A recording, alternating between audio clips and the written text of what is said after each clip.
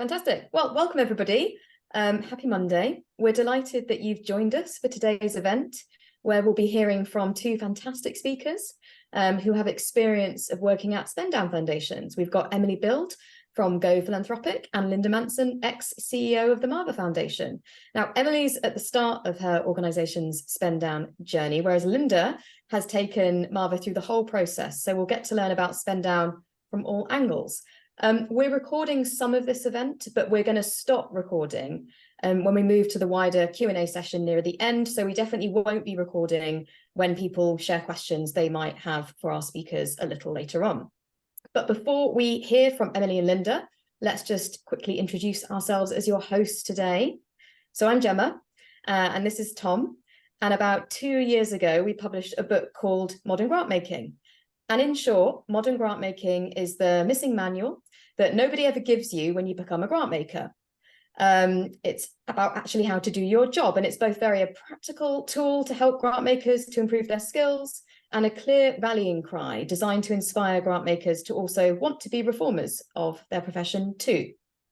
Since we published it, we've been approached by lots of grant makers asking us to help them with all sorts of issues, and in response, we set up a consultancy and training business of the same name, Modern Grantmaking. And what do we do at Modern Grantmaking? For example, we do things like help grant makers solve problems like grant making application processes that are just too clunky, grant scoring systems that don't work, and strategies that need a review and refresh. Overall, we give grant makers strategic support, practical advice, and hopefully fun training. And we do this for one overarching reason, to help funders to do the job better. Tom. Thank you. So as Gemma said, through our work, we meet all the time with lots and lots of grant makers in the UK, where we're based, and also all over the world. And we noticed that one of the main topics that is vibrating through our field right now is spend down, the choice that some philanthropic foundations make to spend their money at a rate so quickly that they eventually run out and close for good. And this is why we decided to run this event tonight, to provide an opportunity for people working in grant making and philanthropy to hear from and to learn from grant makers who've directly experienced the spend down situation from end to end. Gemma. Yeah, so the way the event is going to go is that we'll shortly ask our speakers to introduce themselves and to share why the funder they worked for or work for now decided to spend down. Then Tom and I will ask them some questions to help draw out key lessons and learning from their experiences before moving on to a Q&A, where you will be able to put questions you might have to the speakers. But just before we move on to our speakers, we'd like to check in with you about where you're at when it comes to spend down. So if you work for a funding organisation, what we'd like you to do, if you like, is to think about this question. Is your organisation considering spend down? And by considering, we just mean, has your organisation had a specific conversation or conversations about whether or not it should spend down? We're going to use a very quick Mentimeter poll to do this, which you can access by scanning the QR code with your phone on the screen, or by going to menti.com and putting in this code 12407063. We're only going to give you like a minute or so to share answers. So let's switch to the poll now and see what's happening. Thanks, Tom. Yeah, so the first votes are in. And perhaps unsurprisingly, we've got an early majority who are at least thinking about it. Oh, and pushing up there towards the yeses. One thing we know in the UK context while you vote is that this year, ever since the Lankelly Chase Foundation made a very public statement about changing, they actually don't call it spend down. It's not a phrase they use, but it seems like more or less everyone else does. We know that boards of trustees in particular, all across the UK funding landscape in particular, have all had like sort of emergency conversations that they've been going on enormously in parallel, very private, of course, normally, but there's been lots and lots of very accelerated conversations about whether or not spend down is worth it. Gemma. Yeah, okay, so that's interesting, quite a mix. So I think there's kind of something for everybody today. Tom, time to move on to our speakers. Yeah, let's get to the actual speakers. So I think it's time to hear from Lynda. Lynda, thank you so massively much for joining us. You've had an amazing and very rare opportunity to witness Spend Down in operation, and you've been at the heart of it, and we are just massively grateful that you are willing to share it today with us and with everybody who's turned up. So instead of me reading out your entire biography off the internet, I'm just going to ask you to introduce yourself to our audience and tell us a bit for a few minutes about the Mother Foundation, why it decided to Spend Down, a bit about yourself. Please, you have the floor. Okay, thank you. Yes, I'm thrilled to be here and talking about our experience in closing down the foundation. It consumed 7 years of my life, so I'm very happy to talk about it. I just finished 13 years as the CEO of the MAVA Foundation. We were a family philanthropic foundation based here in Switzerland, where I live and work. And we focused on conservation and sustainable economy.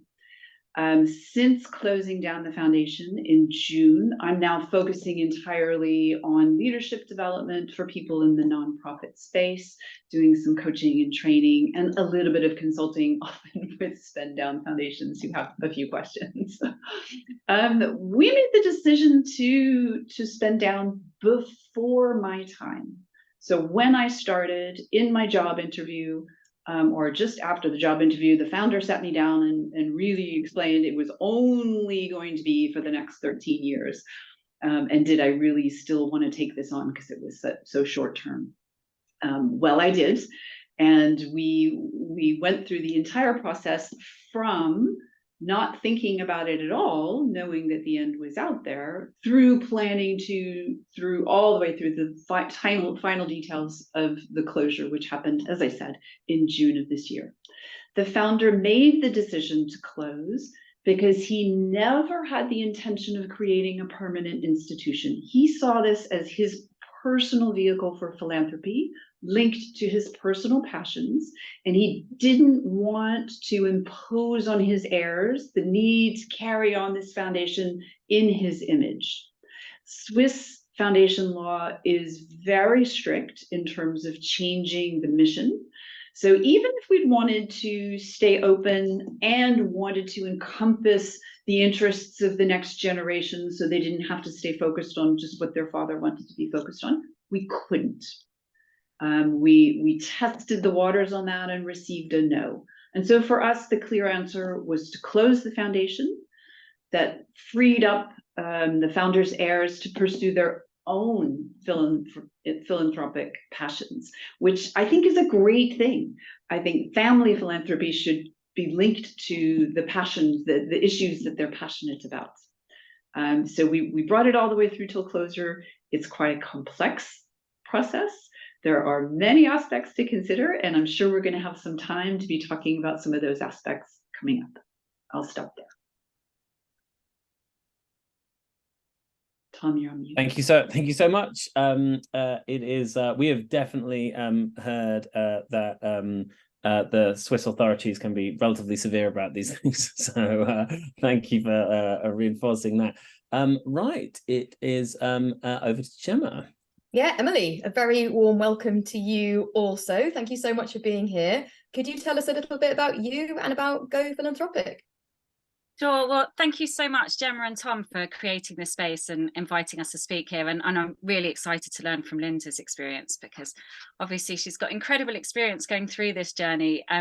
So I have spent about 20 years in the nonprofit sector and joined Go Philanthropic Foundation 7 years ago. Actually, when I was living and working in Delhi in India. So I originally joined to work with our India and Nepal partners, and now I live in London. I'm currently the Director of Strategy for Go Philanthropic Foundation. So we're a small US-based foundation that was set up 12 years ago. And it was originally established by 3 volunteer founders. And it grew over the time to a team of 5 part-time staff. So, and I joined in 2016. So we provide grants and capacity building support to currently 25 community-based organizations, so quite small organizations, working on health, education, and human rights. And right now we support partners working across 8 different countries in Latin America, Africa, and Asia. So quite spread out kind of geographically. And as to kind of where we are now and why we're spending down, I think, you know, like for many foundations, like it wasn't really just one factor, it was a culmination of a few different factors, and timing. Fundraising, like for most organizations, fundraising had become much more difficult since COVID. And, you know, we're like a lot of founders have kind of endowment funds. Our model was never like that. We were almost 100% dependent on individual donors, and had a kind of, you know, we have a fantastic kind of donor community. But obviously it was becoming harder and harder to raise funds from individual donors over the last few years with kind of COVID and cost of living crisis. Our income and structure didn't really allow us to recruit a full-time paid fundraiser in the US. So that was a real challenge in terms of kind of finding new donors and bringing new donors in. And kind of coupled with this, we ended up having no staff based in the US, which I guess is a bit, you know, strange for a US foundation, but, you know, we all work remotely and flexibly across the world, and we had kind of a great team kind of based across different regions, which is great.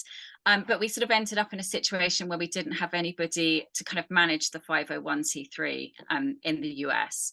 And the 3 founders are all still involved, but, you know, after 12 years, have moved into kind of new projects and new phases in their lives, and while still kind of very involved, like are just not able to kind of work full time for the foundation any longer. So earlier this year we had kind of conversations between kind of founders and board and staff, and we made a decision. It was a conscious decision that we would spend down whilst we still had reserves in the bank and whilst we still had donations coming in. So we're actually still kind of actively fundraising through till March next year. And this was really because we wanted to kind of be able to give our grantee partners like as long a runway as possible. So our partners were informed back in June that we would be spending down, and we'll be kind of sending them all grants through to kind of June 2025. So really kind of over that 2-year period. So that's kind of where we're at in the process. Great. Thank you both. I think you've given just enough information there for definitely Tom and I to want to ask you more questions, and probably lots of people watching and listening as well. So we're going to spend around 30 minutes now asking you some questions to get in a little bit deeper about some of your experiences. So Lynda, can we come to you first? You said that you joined after the decision to kind of spend down was already made. In terms of sort of that decision, how did that then play out around kind of developing a strategy? For the first few years, we pretended like that decision was not hanging out there. The rest of the staff, some knew a little bit about it, some didn't. Nobody really believed it. It was just out there. And then around 2015, so we stopped our grant making in 2022, and we administratively closed everything in 2023. So in 2015, 7 years before the end of our grant making, we decided we really needed to get serious about this. And so we began our conversation by defining what was going to make us happy at the end. And I think that is a really important thing to do. What does success look like at the end? And we came up with a few things. For us, it was about ensuring the continuity and impact of the work that we've been funding. No funder wants the issues that they've been funding just to stop when they can't fund anymore. So there was a lot of emphasis put on that. Building strong individual actors and strong communities of actors in hopes that they would have coalitions that would carry on working after we weren't funding them anymore. And then thirdly, to help staff thrive in their careers post-MAVA. There's one more that was my personal objective that was more about the how. I really wanted us to have what I called an elegant closure, which to me meant everyone knew what to expect. Our partners, staff, the board, everyone knew what to expect. I didn't want there to be any surprises. So we put a lot of emphasis on clearly explaining how things would play out for everybody. With all of the emphasis that we put on the continuity of the work and the strong actors and strong communities, we invested very heavily in the capacity and sustainability of our partners. which meant establishing a focused organizational development program to help strengthen the partners. And that was a major focus for us in the final phase. Just one additional thing to add to that before I pass over to Emily is one of the ways we defined success was we asked the question, okay, do we want to come to the end having funded a lot of individual projects? Or do we want to come to the end and say we contributed to this big thing, this big outcome? Obviously, we chose the big outcome, which really drove how we organized around our entire strategy. We convened people together to work collectively on strategies that they defined together to achieve a specific outcome. And we funded the entire strategy and all of the partners involved in that strategy. It was a major pivot for us, but it was all linked to how we defined success upfront. Thank you. I nodded very vigorously at the bit about nobody being surprised.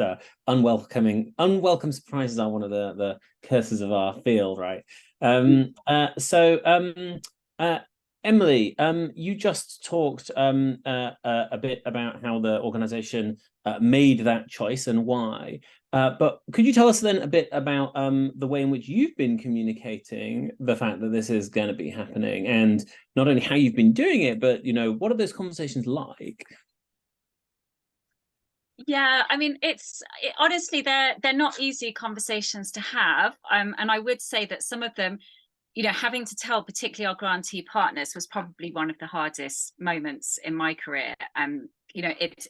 They are really tough conversations.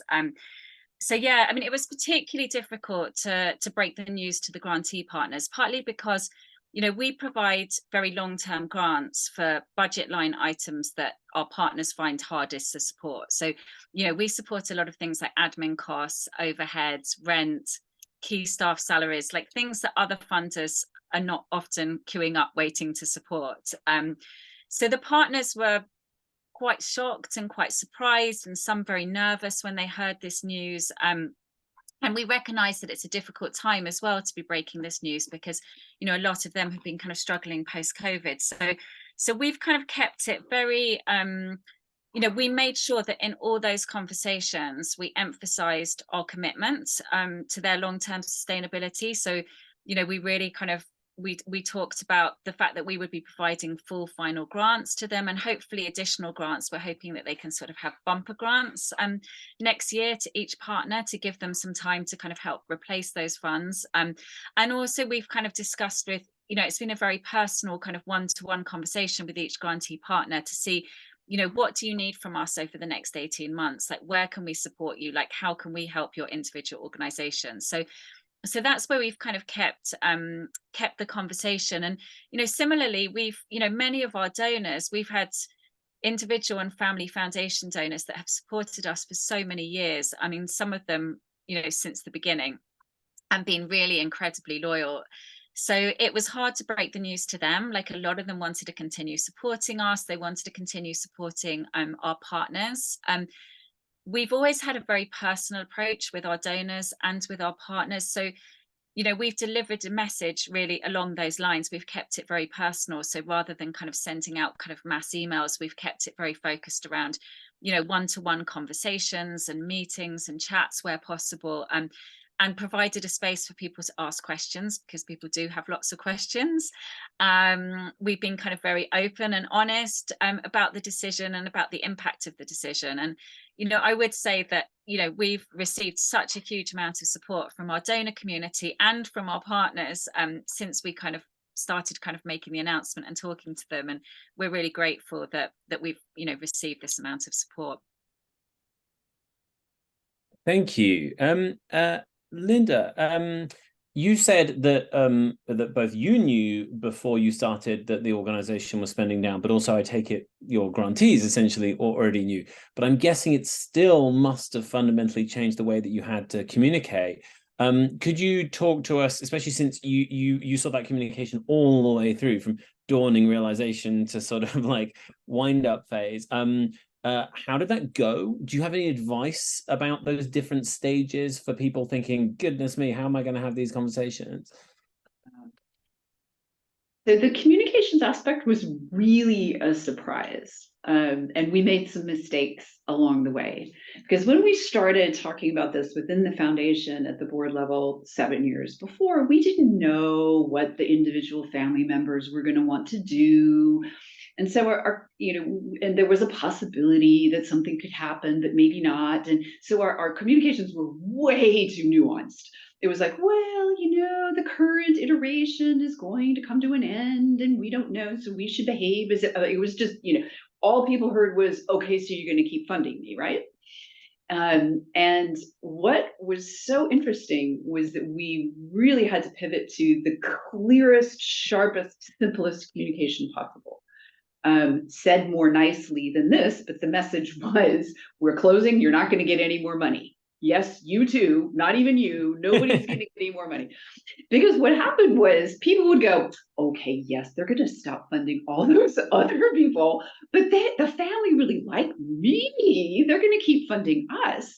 And it was astonishing up until the very end. There were people who believed that we would keep funding them, even if we were stopping for everybody else, despite 7 years of dedicated communication saying otherwise. So I think the main point about communication is simple, clear, consistent, and frequent. And we tried doing it in lots of different channels. I sent individual letters to CEOs and board members of all of our partners. We had individual discussions about exit strategies for each of them. We were quite a large foundation. We funded hundreds and hundreds of partners. We granted over €1 billion over the life of the foundation. So there, with the high levels of dependence, there was a lot of reason for people to be concerned. So by the time people became really persuaded that we really truly were going to close, we were already well into the whole program around closing.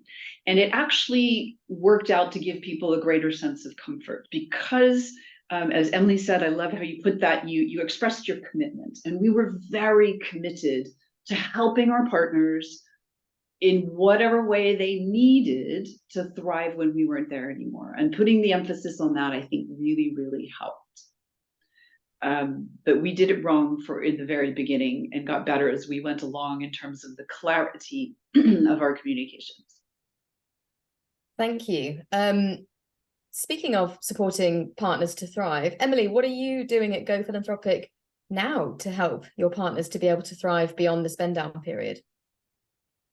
So I think, this for us, I was going to say that what's quite interesting is that when you realize you've only got a limited time frame, it really forces you to prioritize, and you really look at kind of where you want to put your time and energy and resources over the period. And for us, we were kind of very clear from the outset when we first started having the conversation about spending down, was that our number one priority was to make sure that our partners could thrive beyond our lifespan. Like all of our partners, as I've mentioned, they're quite small community-based organizations, but they're doing really critical work in their communities. And for them, it's not an option for them to close because there's no one that would fill the gap. They're providing kind of essential services and essential support that no one would step in to kind of replace them. So we really want to kind of make sure that our partners can continue. So for us, part of that was obviously giving them as much notice as possible and continuing to fundraise so that we can give them like full or even increased grants next year through till kind of the middle of 2025. Our grants are completely flexible, so we've said to them, whatever, tell us what your budget gaps are, like what are the holes in your budget next year, and we will raise funds and we will provide grants to kind of plug those holes. So we're providing kind of the most critical support for them, and we're also coupling this with capacity building support. And all of our capacity building support has always been driven by what our partners want. We never go in and say you need support in these areas. It's always kind of where they feel they need the support. So we provide small but completely unrestricted capacity building grants to each partner, so they can use these for kind of staff training needs or any of their organizational development. So I think with the news of us kind of winding down, a lot of them I know are using some of these grants already to do things like strategic planning in their organization, and to kind of bring their full teams together to start kind of planning their future. And, you know, a lot around fundraising. A lot of them are asking for support around fundraising and communications, not surprisingly. So we're looking at kind of how best to provide support in those areas. We've received a very generous grant this year from one of our family foundation donors to support capacity building. So, for example, this week, because, you know, thanks to this grant, all of our Latin America partners are together in Bogota at the moment at the Shift the Power conference. And that's been incredible because they've got this time to kind of get to know each other and support each other, and also kind of meeting a lot of other donors and a lot of kind of networking opportunities. So we're looking at those kind of spaces where we can support. And, you know, the other thing we're really trying to do for them is to network with other funders and connect them to other funders. So we've already found a couple of great funders that we've been connected to who are really interested in kind of taking on some of our partners next year. So that's really fantastic. Like, we really want to kind of help them as much as possible, find other funders and other donors that can step in to support them. And, you know, just kind of finally, I wanted to add that quite a lot of our really generous donors have said they want to keep supporting them beyond Go Philanthropics Life. So what we're looking to do is find ways that our donors who wish can carry on supporting those partners beyond 2024. So hopefully they will continue to still receive support from some of our community beyond next year. Thank you, Emily. I think it's really helpful to get into the detail around specifics in terms of exactly what grants, you know, what do they look like? What kind of things are you supporting organizations with? And Lynda, you said that it was a really, really high priority at the Marva Foundation as well to think about this. Is there anything you'd like to add about the approach you took? Yeah, we established a whole unit of staff that was focused on, it was called the Impact and Sustainability Unit, and they had a really fun mandate, which was to do whatever we could think of that would ensure the impact and sustainability of the work that we'd been funding along the way. A big part of this was the organizational development program that I mentioned just a moment ago, but we did a lot of other things in addition to that. One of the things we did early on was an analysis of the partners and which ones we thought were most vulnerable to our funding ending. And we had specific packages with those people. We sat down with them, we talked about where they wanted to be in 5 years, and then asked them what would help them get there. And essentially we funded whatever that was. And there were a lot of different things that went into those packages, but it was very responsive to what they said they needed. Another thing we did was invest in sustainable finance mechanisms of different kinds. We did a lot of feasibility and testing of different ways of doing it. Some of them took, some of them didn't, but it gave the partners in the cases where it worked, it gave the partners means of generating autonomous funds with the hope of reducing their dependence on philanthropy. The number one request we got from partners was help us with fundraising. And we did that in two ways. Firstly, we built capacity in fundraising. We funded a MOOC on that's available with Academy, Acumen Academy, and it's actually open free for anybody who wants to take it, any NGO anywhere. And we required them to take that before participating in a call for proposals to fund their needs surrounding fundraising. And that was just to make sure they started with the baseline of knowledge, and then we funded what needed to happen after that. The second thing we did was make introductions to other funders. In some ways, in the final 2 years, I felt a little bit like a fundraiser. I was talking very often to other funders, and it's really easy as a funder to do that with other funders. You know, you can talk about, well, what are you funding? What's interesting to you? Are there overlaps? Would you like me to introduce you? Yes, I would. And we actually succeeded in raising hundreds of millions of euros for our partners through these introductions. And because of the way we worked in that final phase that I mentioned a moment ago, where we built these coalitions of actors that were producing, that were working to a common strategy, that way of working was proven in this final phase. And they were able to go to other funders and say, here's how we're working together, and this is what we've achieved.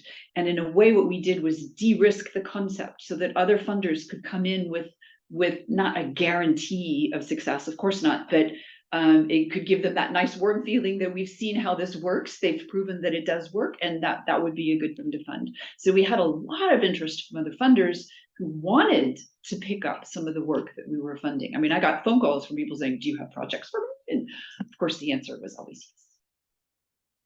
That's so helpful. Thank you. And Lynda, you've been through the whole process. Do you have any top tips, particularly thinking about people working for funding organizations, about how to keep motivating people through different parts of the journey, from the beginning, the middle to the end? So I have to say, if there's anything that caused me to lose sleep at night, it was the idea of losing staff too soon, because of the way we structured our work, which was everything going till then and then ending. So we called it the cliff method as opposed to the slope method. And I think one big lesson for me is, if I was going to do this again, I would slope rather than cliff a little bit more than we did. The way we did it meant that we were going full on for delivery right up until a certain end date that we set, and everything finished at the same time. And that was tricky in terms of the need to have everyone stay in their roles till the very end, and the need to do a lot of the same kinds of tasks right at the same time. And we that's one thing I would do differently if I would, in terms of planning for the end. Now, we had two objectives regarding staff. One was to keep people as long as we needed them in order to accomplish what we needed to. And the other one was to help them thrive in their careers after MAVA. And those two objectives sometimes came into direct conflict. And it was always the second one that won out. I mean, I helped some staff out the door when the perfect role came along for them. And we have several people who've gone to work for other philanthropic foundations, and we see it as kind of pollinating the field. And I mean, we counted it as a big success. And I was constantly making backup plans for if people needed to leave, how would we cover for that? And by and large, that worked. Most people stayed into the end. Of course, we had a contractual incentive for people to be there up until the end. But I always thought in the last 2 years, we were in the danger zone when people would know the end was coming. And if a great opportunity came along, it'd be really, really difficult to pass up. And that did turn out to be the case. We had 2 or 3 people who left to go do that. At an earlier phase, and this is the last thing I'll add on this for the moment, that at an earlier phase, there was some anxiety around this. We spent so much time planning for how to make it work well for our partners that the staff were feeling a little bit unsettled. Well, what's going to happen to us, and what's it going to be like, and how long are we going to have a job? And I mean, there was some anxiety there. And I had to, it took me quite a while to persuade the board, but I really wanted to be able to be transparent about what their transition and support package was going to look like.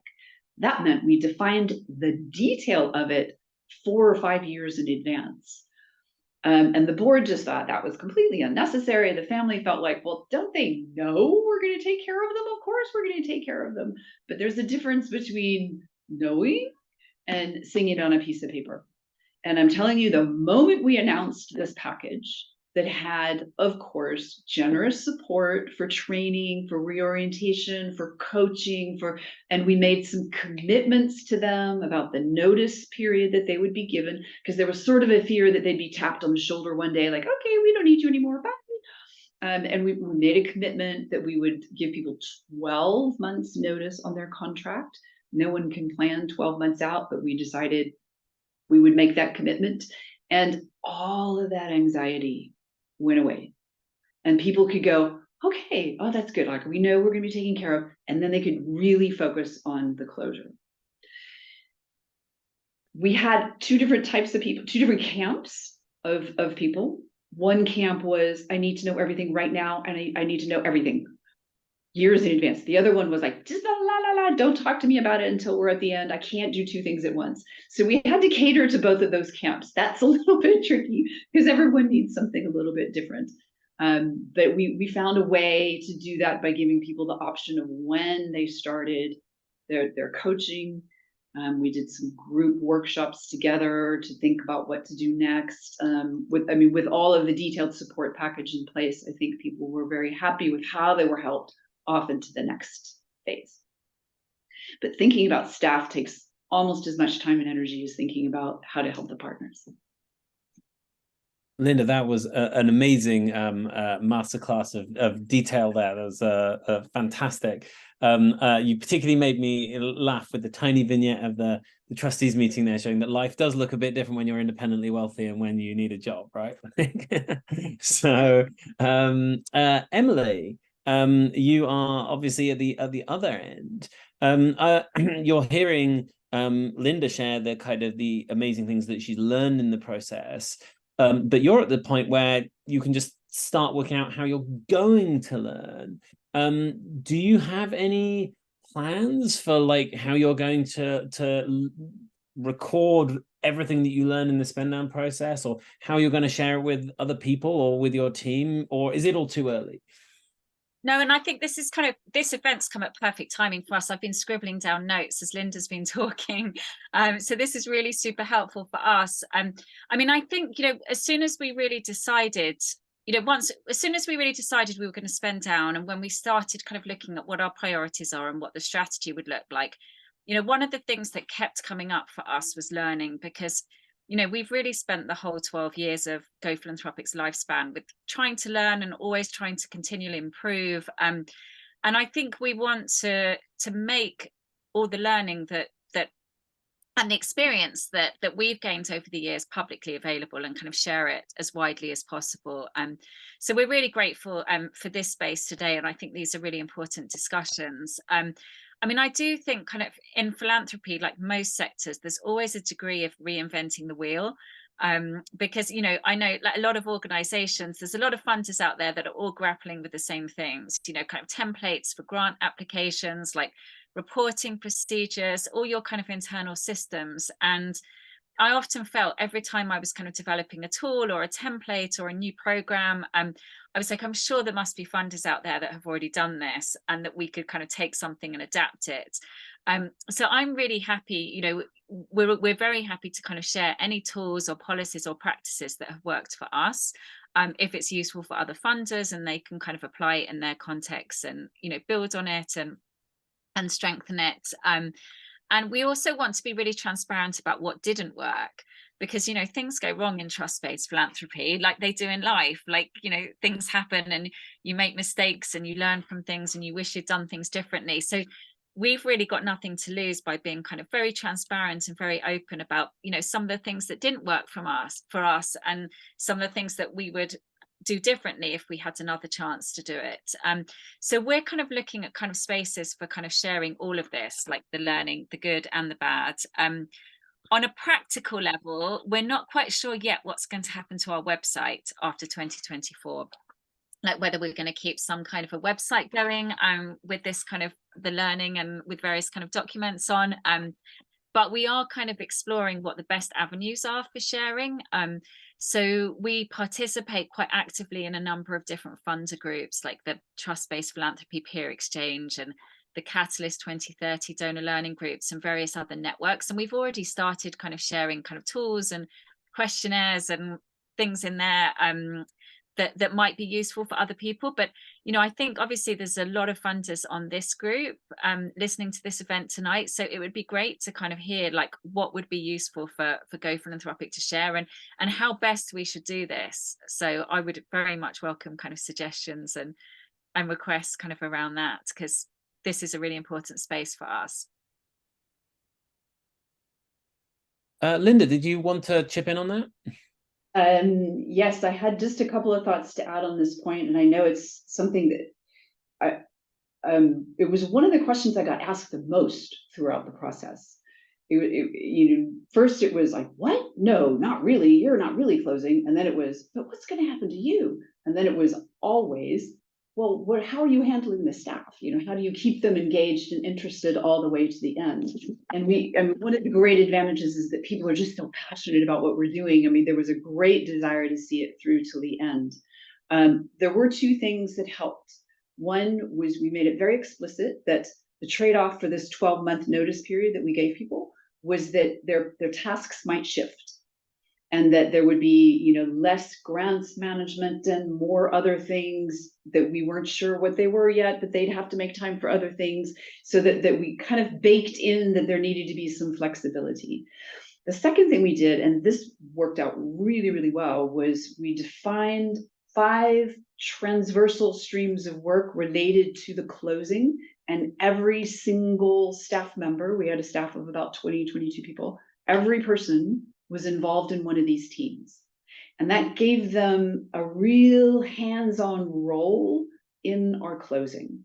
And they were things like designing and executing our final reports and impact reports, extracting and sharing our learnings, the financial and legal closure, telling our story and communicating about what we've done, and rallying other funders to the cause. So everybody was involved in at least one of those groups, which gave them something really interesting to dive into, and it allowed them to work with a different team of people and learn new skills, and sometimes position themselves differently for what came next. Great. Thank you, Lynda. I mean, that was fascinating and also deeply practical in places, which I'm sure is super, super useful for people listening. Thank you both so much for sharing and being so open. I'm sure people have lots of questions. We've already got some questions dropped into the Q&A function. So I've just turned the recording back on to wind things up. It is creeping up to past. Emily, Lynda, do you have a single quick final takeaway or piece of advice you'd like to share with people, especially since you can tell that there's a bunch of other people thinking about this in the room? You've already given loads of brilliant advice. Any thing you'd like to drop?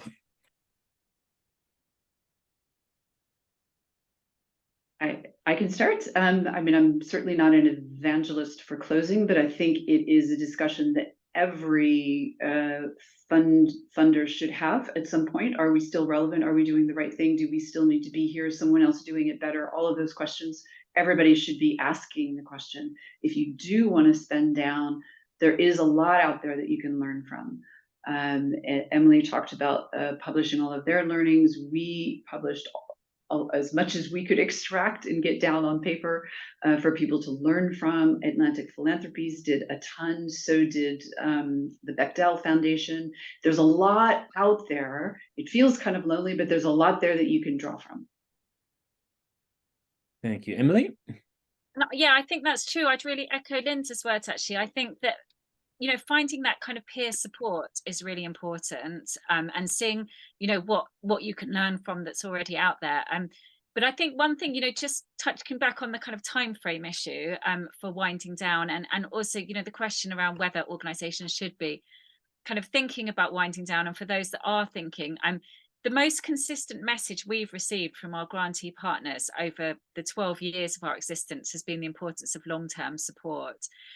So being able to give long-term funding, multi-year grants over a long period of time, like this is what gives organizations the ability to really kind of make change and invest in change in their communities. So I think it's a real consideration, like to organizations that are kind of considering spending down and can perhaps do this kind of over a long period, is that kind of providing kind of consistent grants and organizational development support to partners, I think is what can make a real impact, because we know that there's a limit to how much change can be made with short grants. So yeah, I think that kind of that long-term commitment to partners before spending down is really key. Fantastic. And very quickly, Emily and then Lynda, if people want to get in touch with you or learn about you, how should they do that? Let's start with Emily. I can put I don't know what's helpful if I put my email address in the chat box. I'll tell you what, because you might be on video, people might see you on video. Do you mind just reading it out? And that will be better for the people on YouTube. Sure. So my email address is emily@gophilanthropic.org. I'll put it in the chat box as well, just so that it's kind of out there. But yeah, I'm very happy. I mean, what I would really welcome kind of people getting in touch with any questions, but also any suggestions around, how and what learning we can share would be really helpful for us at this point. Brilliant. And Lynda? Yes, happy for people to contact me. I just put my email in the chat as well. It's Lynda, Lynda, @leaderly.ch. You can also find me on LinkedIn. If anyone would like to stay in touch with Gemini and all things modern grant making, you can head to our website at moderngrantmaking.com, where you can sign up to our monthly newsletter, which is full of grant making tips, recommended readings, job adverts, and other things. The next newsletter is going out tomorrow with our very special Christmas themed grant making jokes, which I'm sure you will all be very excited about. But for now, I just want to say one more time, just a massive thank you to Lynda and Emily. It's been absolutely like tour de force performance. I wouldn't be surprised if you're going to get a lot of follow-up messages from the group here today. And thank you to all of those of you who've given up your evenings to come and listen and learn and ask smart questions. So thank you all so much. Have a good day. Take care. Bye-bye. Bye, everyone. Bye. Okay.